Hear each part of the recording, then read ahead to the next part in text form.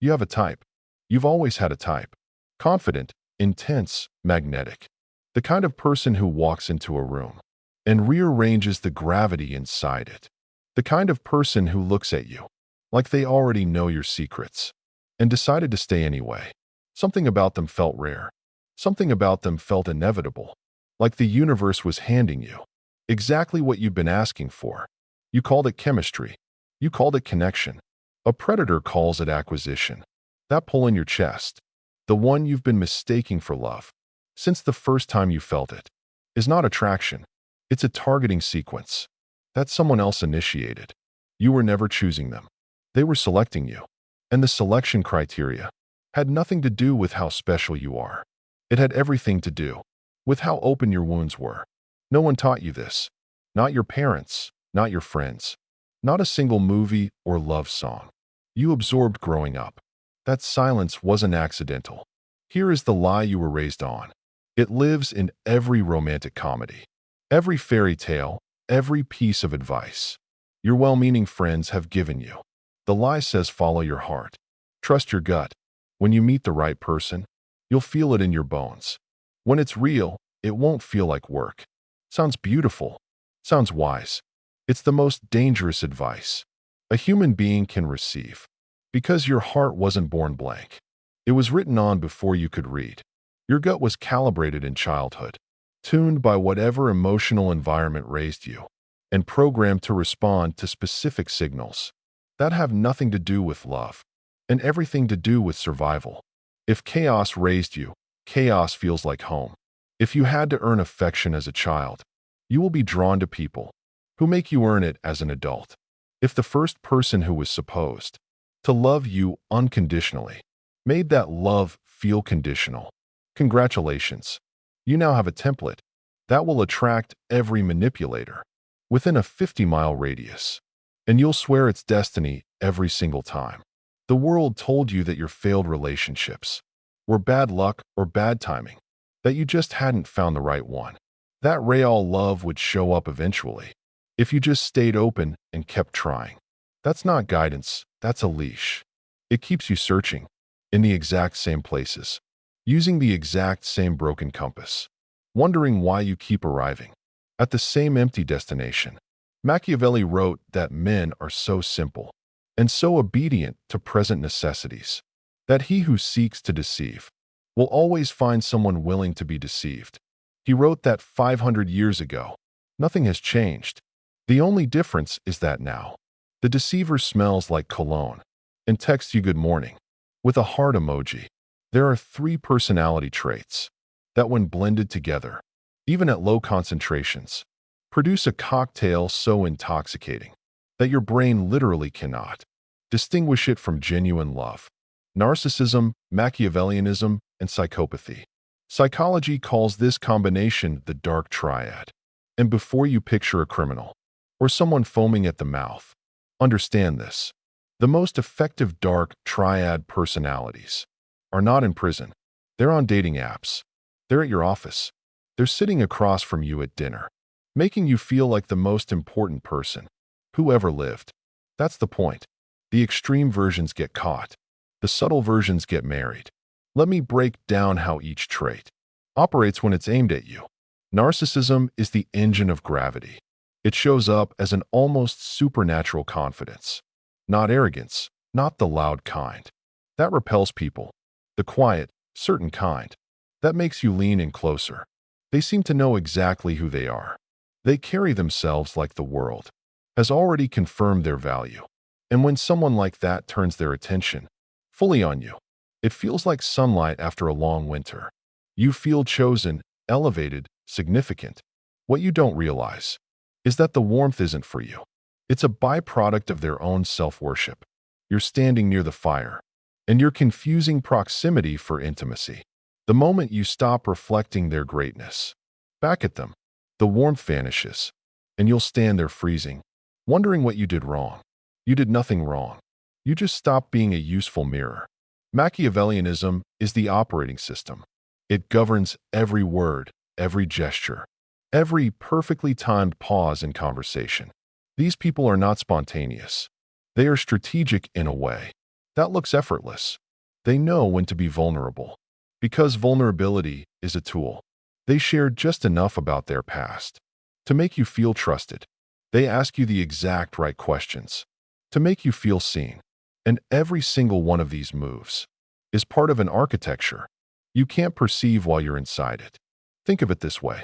You believe you're having a conversation. They're running an operation. You think the connection is building natural. They're constructing it deliberately. By the time you feel bonded to them, every brick of that bond was placed with intention by someone who understands human psychology better than you understand yourself. Psychopathy is the accelerant. It's what gives the whole thing speed and heat. A person with psychopathic traits doesn't hesitate because they don't feel the friction that slows normal people down. No anxiety about moving too fast. No guilt about pushing boundaries. No fear of consequences. This registers in your nervous system as thrilling. They seem bold, alive, liberated from all the overthinking that paralyzes you. When they lean in too quickly or say something shockingly direct, you don't feel alarm. You feel excitement because your brain reads their lack of fear as evidence that everything is safe. It's the opposite. Their lack of fear means they have nothing at stake emotionally. You have everything at stake. They have nothing to lose. And a person with nothing to lose will always move faster than a person with everything to protect. When you combine these three traits, you get someone who feels like a once-in-a-lifetime encounter. They radiate certainty. They say all the right things at all the right moments. They move with an intensity that makes every previous relationship feel gray by comparison. You didn't meet a soulmate.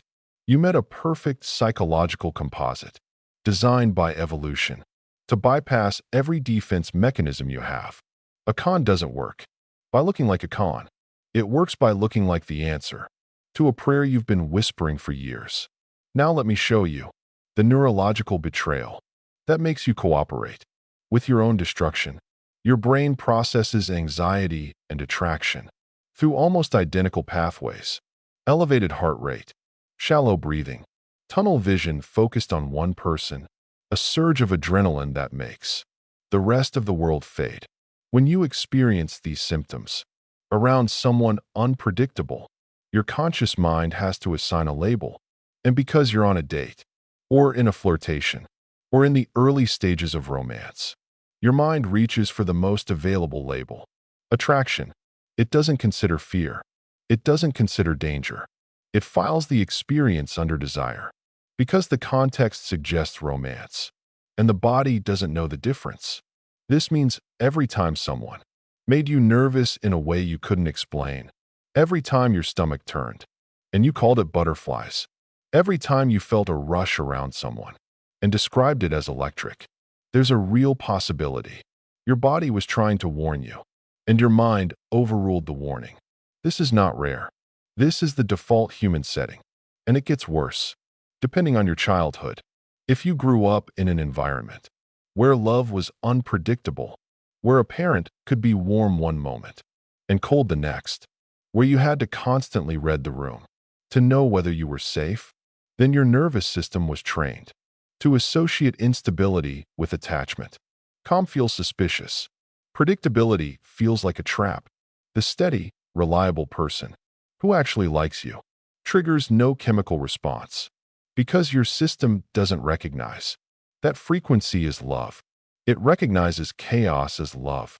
It recognizes the highs and lows, the walking on eggshells, the relief when someone who withdrew finally comes back. That cycle of tension and release is chemically identical to addiction, and dark triad individuals are the perfect drug. They instinctively know how to dose you. One moment they give you everything. The next they pull away, just enough to create a craving. They don't learn this from a textbook. They learn it the way a shark learns to follow blood in water. It's not intellectual, it's instinctive. And your wound is the blood. They don't need to know your story. They can read your posture, your eagerness, your willingness to over-explain yourself. They sense which people will chase and which people will walk away. And they never, ever choose the ones who will walk away. Let me dismantle another illusion. Love bombing. Most people hear this term and picture something dramatic. Someone showing up with roses every day or writing poetry at midnight. But functional love bombing is subtler than that and far more effective. It's the person who texts you first every morning and makes you feel like you're the first thought on their mind. It's the person who remembers small details you mention once and brings them up later to prove they were really listening. It's the person who says after 1 week that they've never felt this kind of connection, that something about you is different, that they feel like they've known you their whole life. None of this feels like a red flag. It feels like finally being appreciated. And that's exactly why it works. Love bombing is not affection, it's investment. Every ounce of attention they give you creates a reciprocity debt in your mind. You didn't agree to this debt. You didn't sign anything, but your psychology signed for you. When someone gives you that much validation, a part of your brain logs it as something you now owe. So when they eventually withdraw, when the warmth starts cooling and the attention starts shrinking, you don't leave. You double down. You try harder. You start performing for the approval that used to come for free. And here is the cruelest part. The version of them you fell for was never real. That opening phase, those first weeks of total devotion, that was a manufactured reality, a prototype designed to get you attached. The real person shows up later. Once the hooks are deep enough, that leaving feels like amputation. You're not fighting to save the relationship.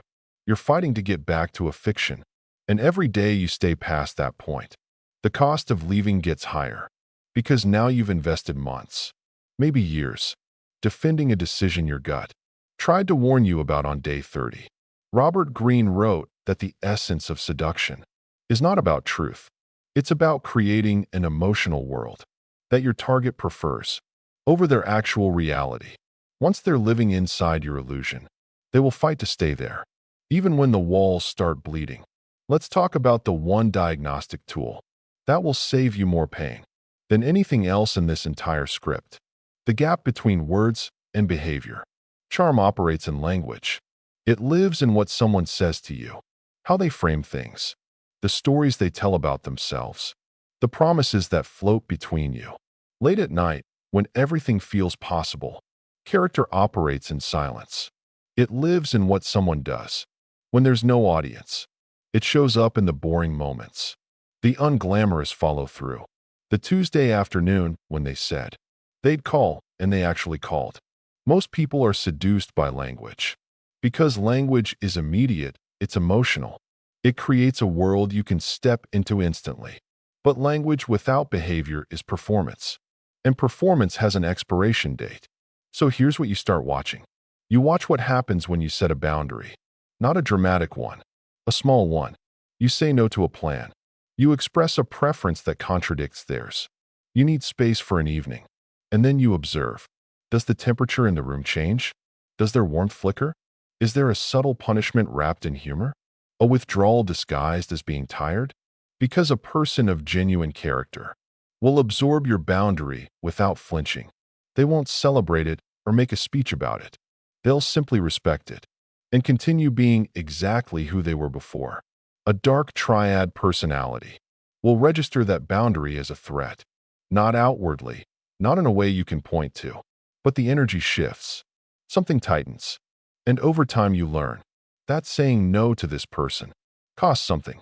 So you stop saying no. And that's the moment you've been captured. Not by force, not by yelling, not by violence, by the quiet economy of disapproval that trains you to abandon yourself, one compromise at a time.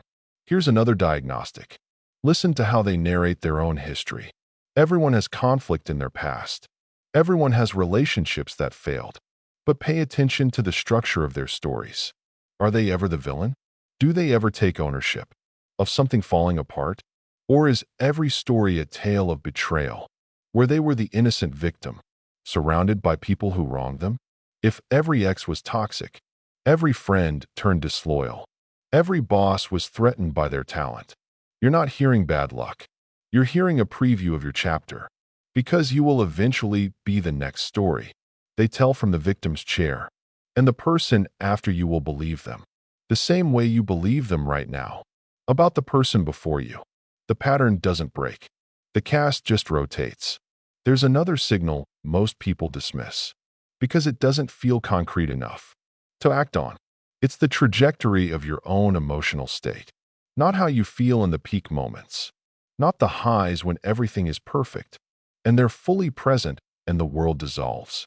Those moments are irrelevant because anyone can manufacture a high. What matters is the baseline. Where does your emotional resting state sit? After 1 month, 2 months, 6 months? With this person? Are you becoming more peaceful over time? Do you feel more secure in who you are? Do you trust yourself more than you did before this relationship started?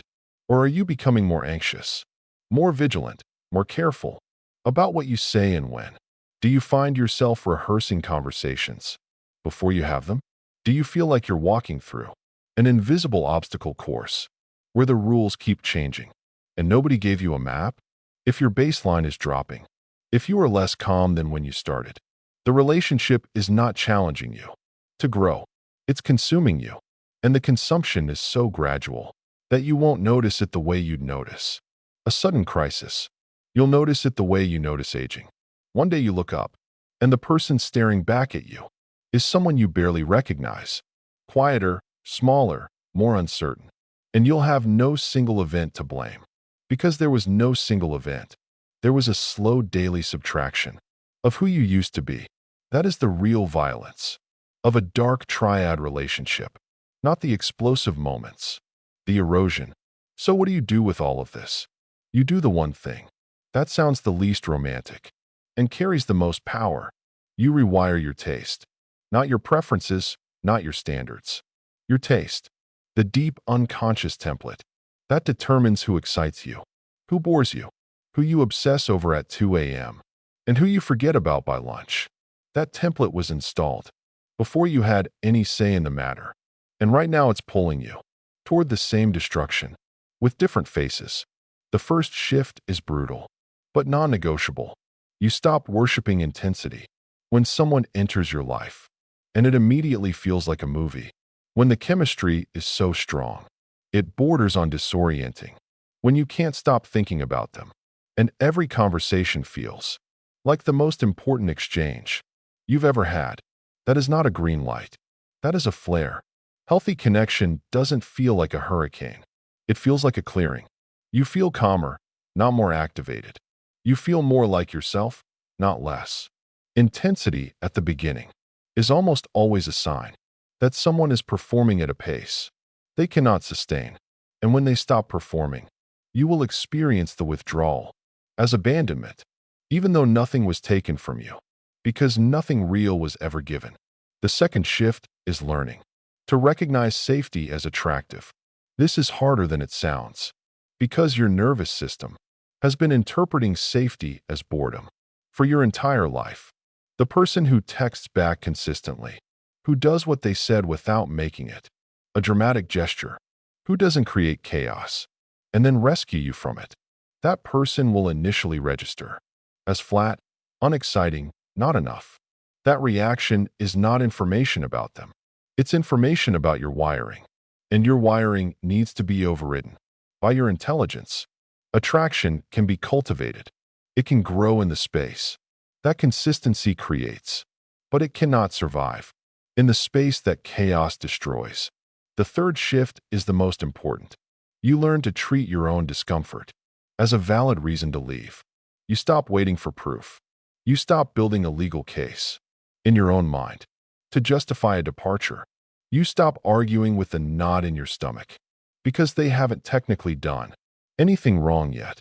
That knot is intelligence. It's the oldest, fastest part of your brain telling you something before your rational mind can catch up. Every single person who has survived a dark triad relationship will tell you the same thing. They knew something was off early. They felt it before they could name it, and they talked themselves out of it because the feeling didn't come with a PowerPoint presentation.